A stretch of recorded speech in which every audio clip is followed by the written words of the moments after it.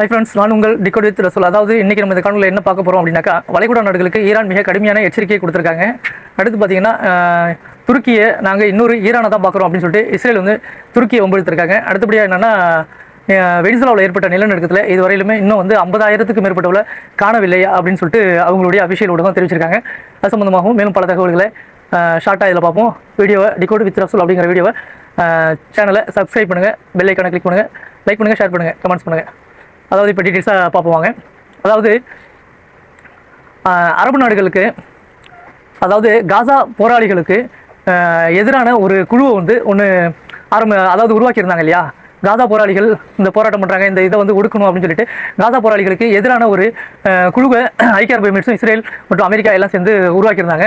இவங்க வந்து நேற்று சாயந்தரம் வந்து பார்த்திங்கன்னா அந்த இடத்துல காசா இவ்வளோ நாள் போராளிகளாக அவங்க நாட்டுக்காக போராடுறாங்க, அந்த பலஸ்தீனுங்கிற மண்ணுக்காக வேண்டி. அதுக்கான எதிர்ப்பு பேரணியாக ஒன்று உருவாக்கணும். அவங்களுக்குள்ள வந்து ஒற்றுமை இல்லை, அவங்களை எதிர்த்து ஒரு குரூப் உருவாக்கிட்டாங்க, இவங்க செய்கிறது சரியில்லை அப்படின்னு சொல்லிட்டு உருவாக்குறதுக்காக வேண்டி ஒரு குரூப் வந்து ஃபார்ம் பண்ணி அவங்க இன்றைக்கி போராட்டம் நடத்திருந்தாங்க.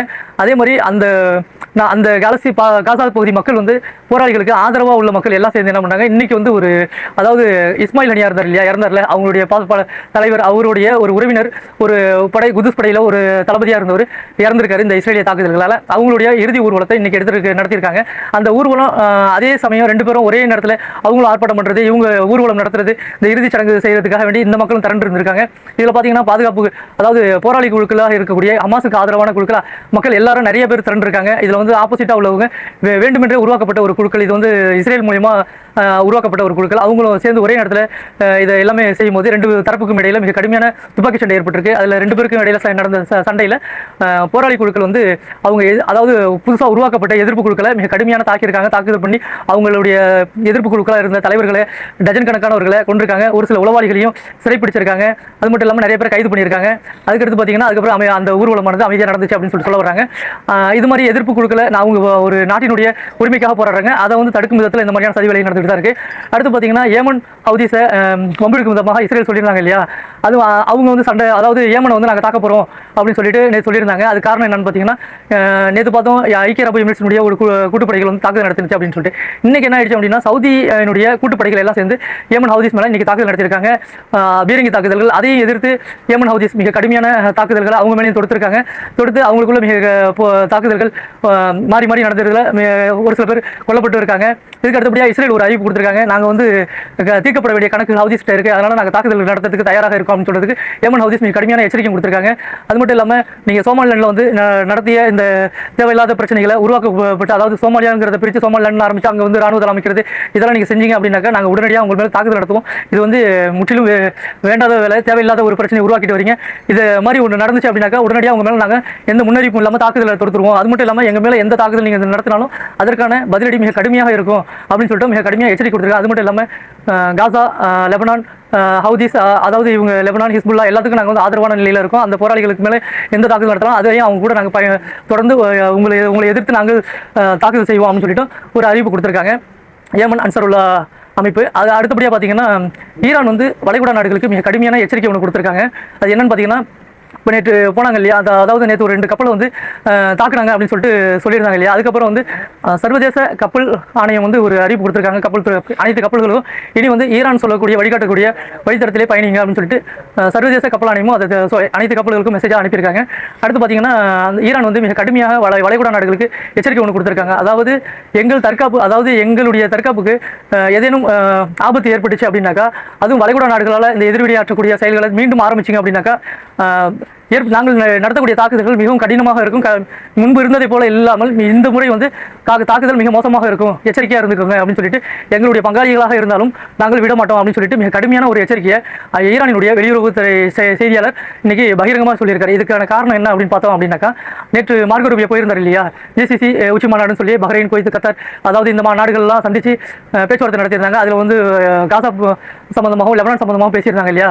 காசாவில் அந்த பீஸ் கவுன்சில் இது வந்து ஏற்கனவே இருக்கு, ட்ரம்ப் தலைமையில் அதை போட்டு தான் அந்த ஹமாஸ் போராளிகளை கொஞ்சம் கண்ட்ரோல் பண்ணி, அதாவது அமைதியாக வச்சிருக்காங்க. ஆனால் வந்து பிரச்சனைகள் ஒளியில் அங்கே சண்டைகள் நடந்துகிட்டு தான் இருக்குது. ஆனால் ஹமாஸ் போராளிகள் பழைய மாதிரி தாக்குதல் நடத்துறதை தவிர்த்து இருக்காங்க, ஏன்னா அந்த ஒப்பந்தத்தில் இருக்கிறதுனால. ஆனால் இஸ்ரேல் அதுக்கு எதிர் தாக்குதல் நடத்திட்டு தான் இருக்காங்க. இப்போ என்ன சொல்கிறாங்கன்னா, ஹமாஸ் வந்து முழுவதுமாக ஆயுதத்தை கலைஞ்சி இந்த இதுலேருந்து முழுவதுமாகவே ஆயுதத்தை கலைச்சிடணும். கலைஞ்சு ஆயுதம் இல்லாத ஒரு ஒட்டுமொத்த காசாவையும் அவங்க சொல்கிற மாதிரி செய்யறதுக்கு ஒத்துழைப்பு கொடுக்கணும்.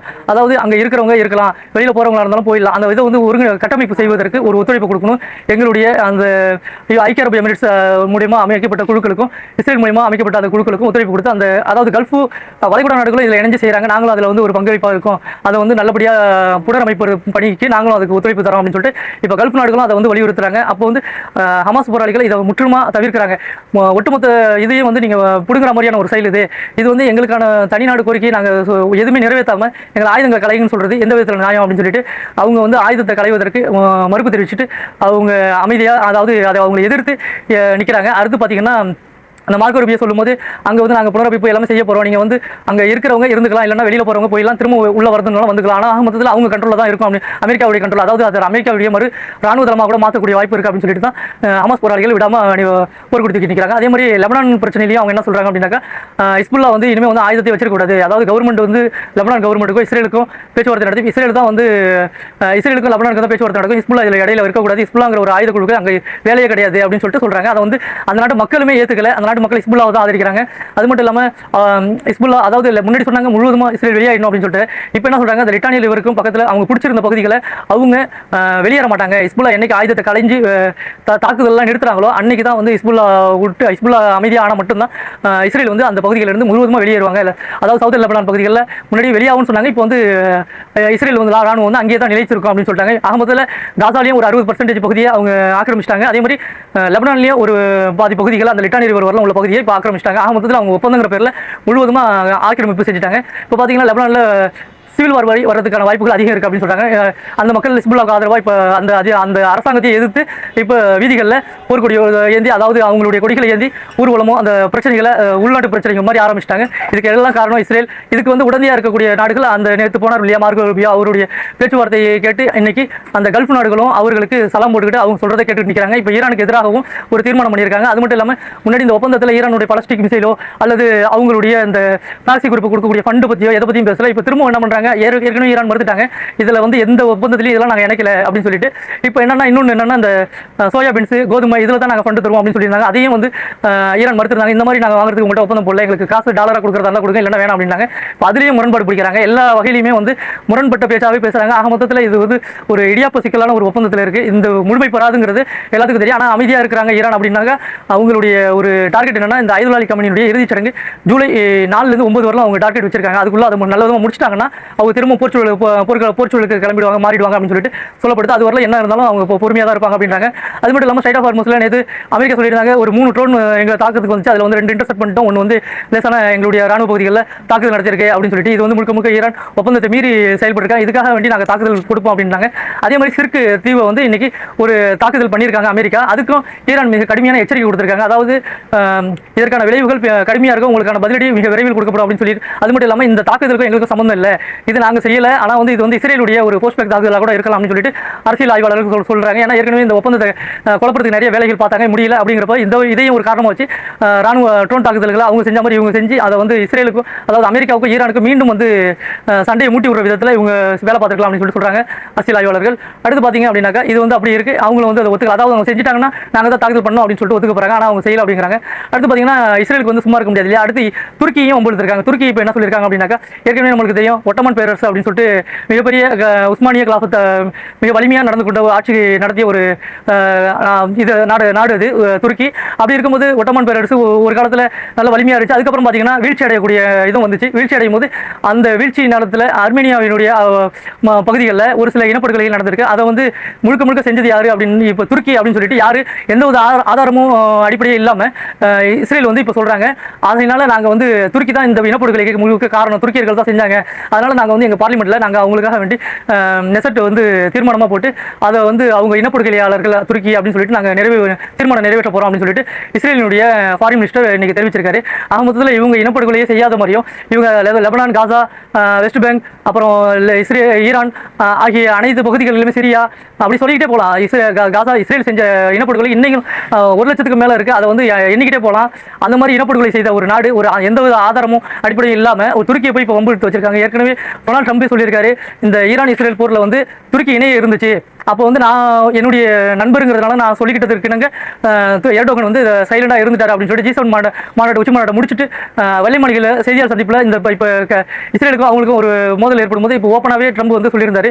அப்படி ஈரானுடன் துருக்கி இணைஞ்சிருந்துச்சு அப்படின்னாக்கா இஸ்ரேல் வரைபடத்தில் காணாமல் போயிருக்கும் அப்படின்னு சொல்லிட்டு ஓப்பனாகவே சொல்லியிருந்தார். அப்படி இருக்கும்போது இப்போ வந்து லெபனானை சண்டையில் இழுத்துட்டாங்க, காசாவை இழுத்துட்டாங்க, ஈரானியும் சண்டையில் இழுத்து அடி வாங்கிட்டாங்க. எல்லா நாட்டுக்கிட்டையும் போயிட்டு தோல்வி முகம் தான் அவங்களுக்கு, யாரையுமே வந்து வெற்றி பெறல. அந்த மக்கள்களையும் அப்பாவி மக்களுக்கு கொண்டு அந்த கட்டடங்களை இடிச்சு ஒன்றும் இல்லாமல் அழிச்சது மட்டும்தான் இஸ்ரேலுடைய வரலாறு. ஆக மொத்தத்தில் எதுலையுமே வெற்றி இல்லை, எல்லாத்திலையும் தோல்வி. இப்போ துருக்கி கிட்ட போய் பிரச்சனைக்கு போயிருக்காங்க. துருக்கி வந்து இந்த போரில் இணைஞ்சுன்னா சுத்தமாக அதாவது இஸ்ரேலுக்கு மிக கடுமையான அழிவு ஏற்படுங்கிறது மாற்று கருத்து இல்லை. அடுத்து அதை பொறுத்திருந்து பார்ப்போம் என்ன நடக்குது அப்படின்ட்டு. அதுக்கு அடுத்து பார்த்தீங்கன்னா அப்படின்னா அதாவது இப்போ வந்து இப்போ ஜப்பான் வந்து 15 மில்லியன் நிதி வந்து யாருக்கு கொடுக்குறாங்க அப்படின்னாக்கா காசா, வெஸ்ட் பேங்க், ஈரான் மற்றும் லெபனான் ஆகிய பகுதிகளில் போர்ச்சூழல் காரணமாக அவங்க வந்து வாழ்வாதாரம் இழந்திருக்காங்க இல்லையா. இதுக்கெல்லாம் வந்து ஒரு நிதி வந்து ஜப்பானுடைய பிரதமர் வந்து அறிவிச்சிருக்காங்க. 15 மில்லியன் டாலர் வந்து நாங்கள் நிதியாக கொடுக்குறோம் அப்படின்னு சொல்லிட்டு அறிவிச்சிருக்காங்க. இது யூனிசெஃப் மூலியமாக கொடுக்குறாங்க. அடுத்து பார்த்தீங்கன்னா இப்போ 2 நாளைக்கு முன்னாடி பார்த்துருந்தோம் இல்லையா, வெனிசுலாவில் மிக கடுமையான நிலநடுக்கம் ஏற்பட்டு மிக பாதிப்புகள் அதிகமாக இருக்குது அப்படின்னு சொல்லிட்டு பார்த்துருந்தோம் இல்லையா. அதில் வந்து பார்த்தீங்கன்னா 369 பேருக்கு மேலே இறந்துருக்காங்க. அதாவது 960 பேர் இறந்துருக்காங்க, 3360 பேர் வந்து இன்ஜூர்ட் ஆயிருக்காங்க, அதாவது காயங்கள் அடைஞ்சிருக்காங்க, காயமடைஞ்சு மருத்துவமனையில் சேர்க்கப்பட்டிருக்காங்க. அது மட்டும் இல்லாமல் கிட்டத்தட்ட 50,000க்கும் மேற்பட்டவங்களை இதுவரையிலுமே மீட்க முடியல, எங்கே காணவில்லை அப்படின்னு சொல்லிட்டு அந்த வெனிசுலாவினுடைய கவர்மெண்ட் வந்து அபிஷியல் ஊடகமானது அறிவிச்சிருக்காங்க. அந்த அளவுக்கு மீட்பு பணி நடைபெற முடியாமல் தவிச்சிட்டு இருக்காங்க. அது மட்டும் இல்லாமல் 250க்கும் மேற்பட்ட மீட்பு குழுவினர் இப்போது வெனிசுலாவை நோக்கி சென்றிருக்காங்க. அது மட்டும் இல்லாமல் அமெரிக்காவே வந்து 200 குழுக்களுக்கு மேலே அனுப்பியிருக்காங்க. ஏன்னா அவங்க தான் அந்த நாட்டில் உள்ள எண்ணெய்கள்லாம் விற்பனை பண்ணுறாங்க, வாங்குறாங்க, எல்லாமே அதை லாபத்தை அனுபவிக்கிறாங்கிறப்ப செஞ்சுதான் ஆகணும். அவங்க இப்போ செஞ்சிருக்காங்க. அது மட்டும் இல்லாமல் ஈரான் மற்றும் இந்தியா ஆகிய பல நாடுகளில் இருந்து நிதி அங்கே, அதாவது மக்களுக்கு தேவையான நிதி மற்றும் மற்ற பொருட்கள், உதவி பொருட்கள் நிறையா வந்து சென்று கொண்டு தான் இருக்குது. நம்ம நாட்டிலிருந்து கூட மீட்பு குழுக்கள் வந்து வெனிசுலாவை நோக்கி சென்றிருக்காங்க. அது அடுத்தபடியாக பார்த்தீங்கன்னா ஐதல் அலி காமினுடைய இறுதிச் சடங்கு கூட பாரத பிரதமர் நரேந்திர மோடிக்கு அழைப்பு கொடுத்துருக்காங்க. மேலும் பல தகவல்களை மேலும் மற்ற வீடியோவில் பார்ப்போம். மேலும் இந்த தகவல் பிடிச்சிருந்து புரிஞ்சதுன்னா லைக் பண்ணுங்கள், ஷேர் பண்ணுங்கள், கமெண்ட்ஸ் பண்ணுங்கள்.